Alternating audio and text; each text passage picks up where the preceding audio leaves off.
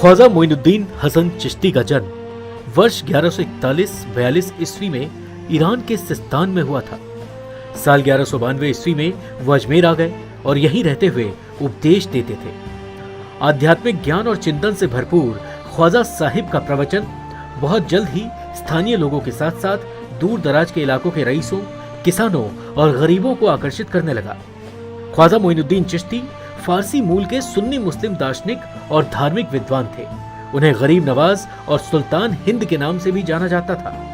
उन्होंने भारतीय उपमहाद्वीप में सुन्नी इस्लाम के चिश्ती आदेश की स्थापना की और उसका प्रसार किया। अजमेर में ख्वाजा मोइनुद्दीन चिश्ती की दरगाह है। ख्वाजा साहिब के बारे में चमत्कार की तमाम कहानियां भी प्रचलित हैं। इस वीडियो में हम ख्वाजा मोइनुद्दीन हसन चिश्ती के चमत्कार की कुछ कहानियां सुनाएंगे। हज का चमत्कार। कहा जाता है कि जिन दिनों ख्वाजा मोइनुद्दीन चिश्ती अजमेर में निवास कर रहे थे, उन्हीं दिनों जो भी व्यक्ति हज करके वापस लौटता, वो ये दावा करता था कि उसने ख्वाजा साहिब को खुद अपनी आंखों से काबा के चारों ओर तवाफ करते देखा। तवाफ का मतलब होता है चारों ओर घूमना। तवाफ के दौरान मुस्लिम तीर्थयात्री मक्का के पवित्र काबा की 7 बार घड़ी के विपरीत दिशा में परिक्रमा करते हैं। लेकिन हकीकत ये थी कि ख्वाजा साहिब जब से अजमेर आए थे, उसके बाद से उन्होंने कभी हज किया ही नहीं था। मुर्दे को जीवित करना। एक बार अजमेर के राजा के आदेश पर एक निर्दोष व्यक्ति को फांसी दे दी गई और फांसी के बाद राजा के सैनिकों ने उसकी मां को शव ले जाने का संदेश भेजा।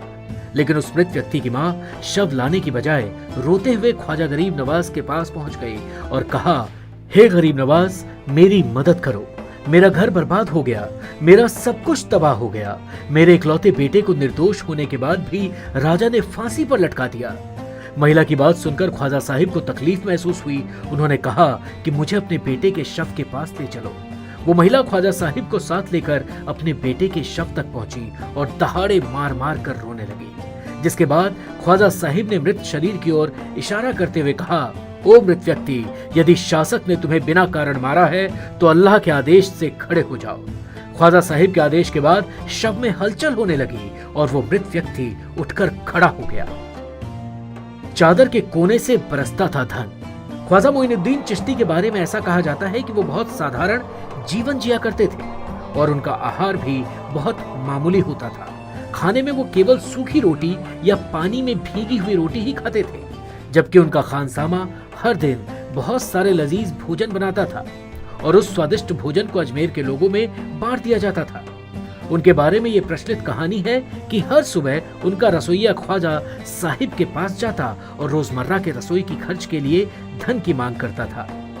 तब ख्वाजा साहिब अपनी मसल्ला यानी प्रार्थना की चादर का एक कोना उठाकर रसोइये को कहते थे कि इसमें से सिर्फ आज के लिए जितने धन आवश्यक हो, सिर्फ उतना ही धन ले लो, उससे अधिक मत लेना। माशकिज़ा में समा गया सारे झील का पानी। एक बार राजा के सैनिकों ने ख्वाजा साहिब के शिष्यों को अनासागर झील से पानी लाने से मना कर दिया।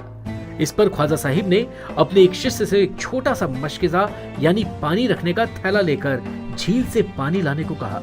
जैसे ही ख्वाजा के शिष्य ने झील में मशकिज़ा भरा, वो हैरत में पड़ गया। झील का सारा पानी उसके मशकिज़ा में समा गया। अजमेर में पहली चुनौती। एक प्रचलित कहानी ये भी है कि जब ख्वाजा साहिब अपने अनुयायियों के साथ पहली बार अजमेर पहुंचे और शहर के बाहर पेड़ों की छांव में अपना डेरा डाल रहे थे, उसी जगह के पास में राजा के ऊंटों का पड़ाव था।